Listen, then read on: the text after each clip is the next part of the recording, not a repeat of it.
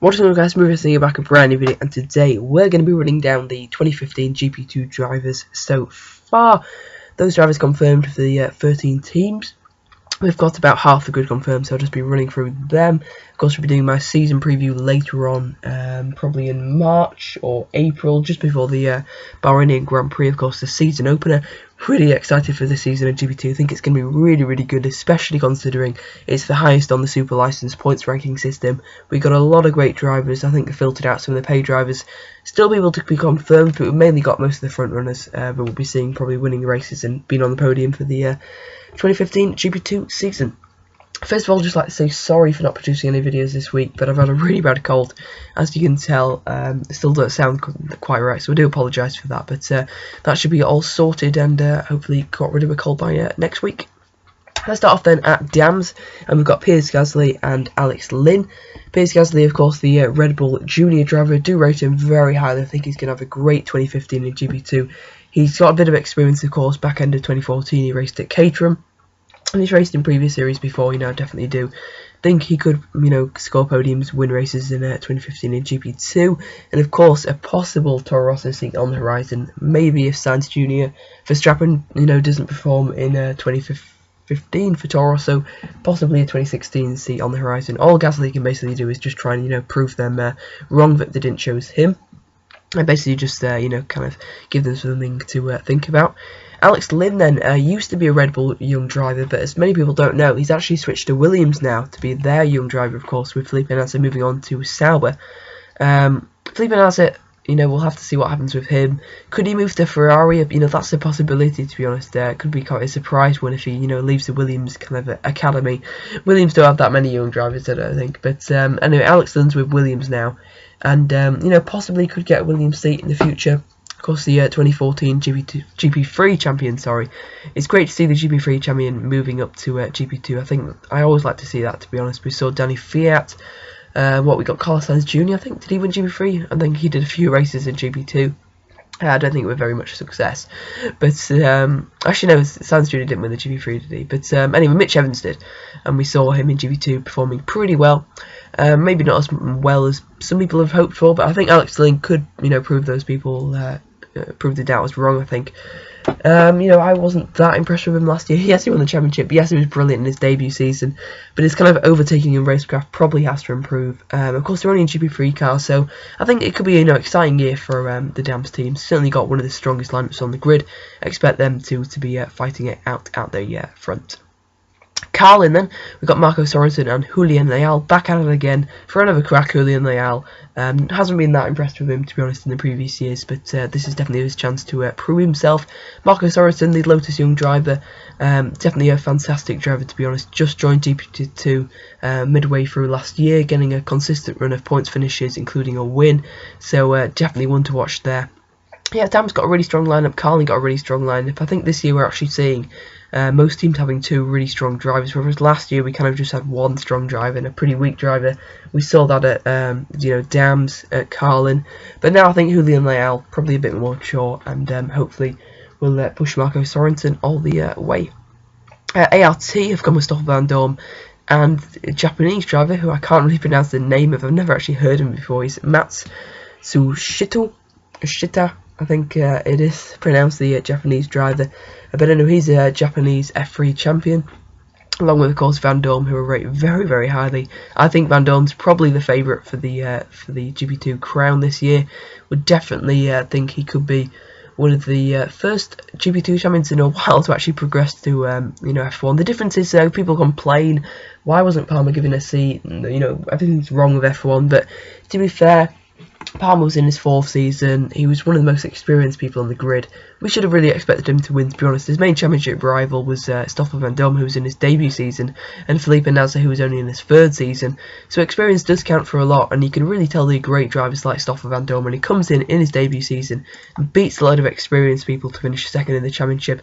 He has to be the favourite if ART can, of course, produce a good car. Honda young driver, then that Japanese driver. I have to see just how he performs. I can't really comment, to be honest, on or make any predictions about him. Just got to see. Hopefully better than Sato and Azawa, who, the two Japanese drivers last year. Didn't really perform very well, but I think it'll be good for Japan and good for Honda if we do get some, someone pushing Van Dorn at ART. But it's very much Van Dorn's team now at ART. Racing Engineering have gone with Jordan King, and their second driver is still to be confirmed. Jordan King, then the son of the guy who's just taken over Marussia, so a possible Marussia seat on the horizon if Jordan King can perform, or his dad can pull a few strings. Of course, he's the owner, so it shouldn't be too hard. But I think, he can't just kind of like get the seat guaranteed. Jordan King's got to work for it, definitely, with Racing Engineering, a team that won the championship, of course, in 2013 with Fabio Lima. Anything's possible, to be honest. Racing Engineering enjoyed a really frustrating 2014 with Marcello and Coletti. Both of them have now gone, and kind of a new start, I think, for them in 2015. Russian time, we've gone with Artem Markelov, and their second driver to be confirmed still. Would probably suspect that's Mitch Evans, but we'll have to see. Will he change teams again? But anyway, then Artem Markelov then had a pretty rocky debut season in GP2 last year. He scored points on one occasion, and he wasn't their best, to be honest. He showed flashes of brilliance, so just kind of got to prove himself, I think, in 2015. Trident have gone with Rafael Macero and Rene Binder. Rafael Macero, then the Ferrari young driver, definitely rate him very highly. He's also the Sauber reserve driver, so watch out for him. Possibly for 2016 kind of F1 driver market, could definitely be getting a seat there, I think, or at least for 2017. If he can just show that pace he showed in 2014, a bit more consistently in 2015, because we know when we saw it, he was faster than everyone else by absolute miles. So, it should be a great year, I think, for Marcelo. And Rene Binder, kind of one of the elder statements of GP2, been in GP2 for quite a while, to be honest. Hasn't really seen too much from him, but he's always driven for back teams, so now he's kind of got into a midfield team, of course. If you remember, Johnny Giocato Jr. was winning races with them, so not sure what happens with Johnny Giocato Jr. Looks like he's probably left. Same with Raquelme, possibly Coletti as well. I think a lot of them are chasing an IndyCar drive. But then a pretty strong lineup for Trident. Pretty surprising, to be honest, to see Marcelo taking a step, down the grid. But possibly that could be, maybe one step back, 2 steps forward in 2015. So, we'll have to see how good that Trident is, and indeed how good Marcelo is. But I doubt he'll be challenging for the championship, which is a bit of a shame, to be honest. I kind of wish he stayed with Racing Engineering, but it's probably something to do with, Ferrari having a partnership with Trident. Maybe Racing Engineering weren't willing to kind of sign a deal with Ferrari. Let's move on to Campos Racing. They've gone with Arthur Peak and Rio Haryanto. Arthur Peak, then, one of the best drivers, to be honest, in GP2 last year. Consistent point finishes, a win, podium finishes. Just a really great 2014 from Arthur Peak. Was so impressed with him. Was great overtaking, great battling, all in his debut season. If I had Van Dorn not been in the championship, Arthur Peak for me would have been the rookie of the year. Great, driving all last year, and he'll just be hoping to continue that into 2015. Rio Haryanto, another experienced GP2 guy who came from GP3. The Indonesian driver, of course, this would be kind of first chance to kind of get a car that could offer him a podium or a win. The Caterham was very poor last season, to be honest. Well, they got one good result, I think, in Monaco, and for the rest of the season they were just absolutely terrible. So Haryanto will be hoping for good things. Finally, hopefully, he'll get his chance to shine.